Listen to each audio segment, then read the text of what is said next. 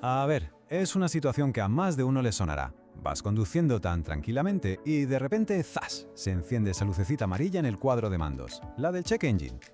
Se conecta al escáner y aparece un código, P2195. Bueno, ¿qué significa exactamente? Pues vamos a meternos de lleno a descifrarlo. Ok, este código nos está diciendo algo muy concreto. Hay un sensor de oxígeno, el que está en el primer banco de cilindros, el más cercano al motor, el famoso banco 1, sensor 1, que se ha quedado atascado. No para de enviar una señal de que la mezcla es pobre, o sea, que el equilibrio entre aire y combustible está totalmente descompensado. Claro, la centralita del motor necesita que ese sensor funcione bien para que todo vaya fino, así que cuando la señal no varía, salta la alarma. Antes de ir a las causas, hablemos de lo que se puede notar al volante. El coche tiene su propia manera de decirnos que algo no va bien, y estos son sus avisos más habituales, los más claros. Un ralentí que parece que baila, que sube y baja sin ton ni son, suele ser la primera pista. También es muy normal notar que el coche ya no empuja como antes o que de repente hay que pasar por la gasolinera mucho más a menudo. Y ojo, ese olor raro que sale del escape tampoco es una casualidad. Todos son indicios claros de que el motor no está trabajando como debería, y desde luego no es algo que se deba ignorar. Ahora, aquí viene lo realmente interesante de este código.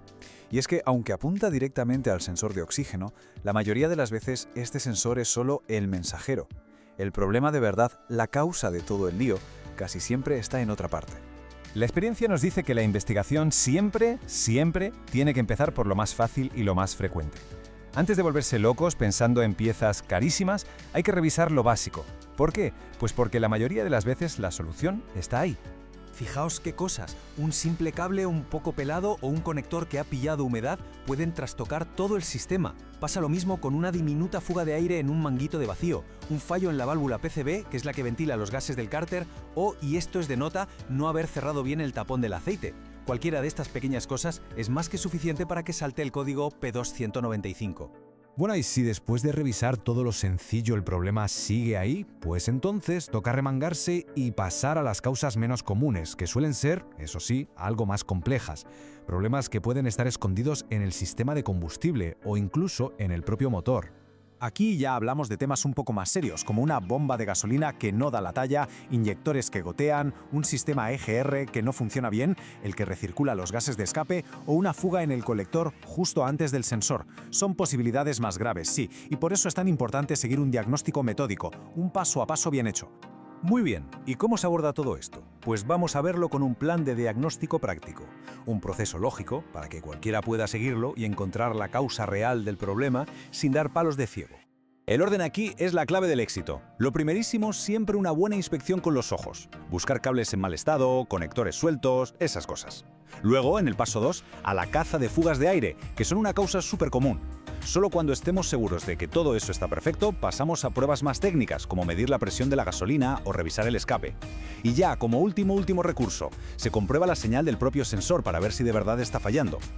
Ahora, un consejo de oro para evitar perder tiempo y sobre todo dinero en reparaciones que no sirven para nada. Conocer los errores más típicos es la mejor vacuna para no cometerlos. Y esta es la trampa número 1, en la que cae muchísima gente, de verdad. El código habla del sensor, así que la reacción instintiva es cambiar el sensor. Pero como ya hemos visto, el sensor suele ser el que da la voz de alarma, no el que provoca el incendio. Cambiarlo sin más, sin hacer ninguna otra prueba, es un error de manual. Cada uno de estos atajos nos puede llevar a un diagnóstico totalmente equivocado. Si no se comprueba la presión de combustible, se puede cambiar el sensor, pero el problema lógicamente seguirá ahí. Si se ignora una pequeña fuga de aire, la luz de check engine volverá a encenderse tarde o temprano. Hablemos ahora de las consecuencias. ¿Qué pasa si no se hace nada? Y también, claro, de cómo realizar las reparaciones correctas una vez que hemos dado con la tecla, con la causa del problema. Esta es la pregunta del millón, ¿verdad?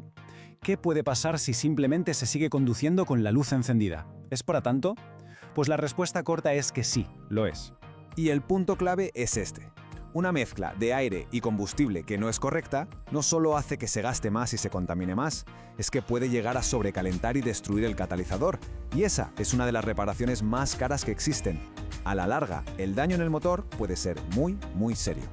Como se puede ver, las soluciones efectivas van de la mano de las causas que hemos estado analizando. Si el problema era un cable, se arregla el cable. Si era una fuga de aire, se sella la fuga. Esto demuestra perfectamente por qué un buen diagnóstico es, sin exagerar, el 90% de la reparación.